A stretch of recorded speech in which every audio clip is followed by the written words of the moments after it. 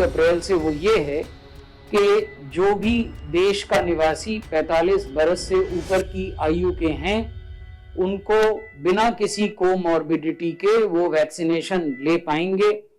और इसके लिए रजिस्ट्रेशन की जो प्रक्रिया है वो वही है, www.cowin.gov.in एक वेबसाइट ये है। इस पर जाकर आप या तो एडवांस अपॉइंटमेंट बुक कर सकते हैं। अगर आप वो कष्ट नहीं उठाना चाहते तो आप अपने नजदीकी वैक्सीनेशन सेंटर पर 3 बजे के बाद जाके ऑन साइट रजिस्ट्रेशन, जिसे आप बोलचाल की भाषा में वॉक इन रजिस्ट्रेशन कहते हैं, वो करा सकते हैं। लेकिन अगर आप ऑन साइट रजिस्ट्रेशन करना चाहते हैं तो कृपया 3 बजे से पहले न जाएं, क्योंकि 3 बजे से पहले वो लोग हैं जिन्होंने कि एडवांस में अपना अपॉइंटमेंट लिया हुआ है। आप जाएंगे, आपको बैठना पड़ेगा तो हो सकता है कोई आके आपसे पूछे कि आप कब से बैठे हुए हैं, और आप फिर सही बात बताएंगे, मैं तो सुबह 10 बजे से बैठा हुआ हूं। लेकिन आप अपने अज्ञानता के वश बैठे हुए हैं वहां, ये कोई नहीं बताएगा।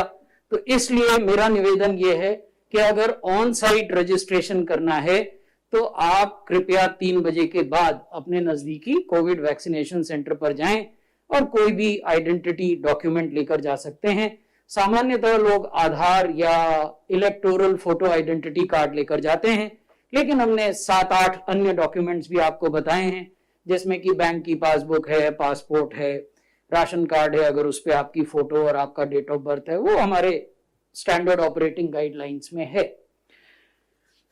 अब मैं आपको बताना चाहता हूं कि प्राइवेट फैसिलिटीज का उपयोग देश भर में वैक्सीनेशन के लिए किस प्रकार से किया जा रहा है।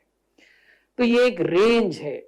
इस रेंज में एक तरफ उत्तराखंड, मेघालय और हरियाणा जैसे राज्य हैं जहां 17% से लेकर 19% तक कुल डोजेज प्राइवेट अस्पतालों में एडमिनिस्टर होती हैं। दूसरी तरफ इसमें पंजाब, मिजोरम, दिल्ली और तेलंगाना जैसे राज्य हैं जहां 30% से लेकर 48% तक डोजेज प्राइवेट अस्पतालों में एडमिनिस्टर होती हैं। हमारा राज्य सरकारों को परामर्श ये है कि जितने भी प्राइवेट अस्पताल उनके पास इम्पैनल्ड हैं अब तक, उन सब का इस्तेमाल कोविड वैक्सीनेशन के लिए किया जाना चाहिए। ये पहला अनुरोध है। All private facilities must be optimally utilized for COVID vaccination. When we say all private facilities, it means those private facilities which have 4 amenities. Which are these 4 amenities? 1, adequate space. What is adequate space? Adequate space basically are 3 rooms.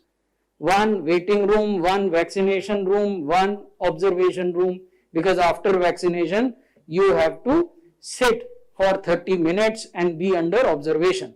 So this is the first amenity that a private hospital must have.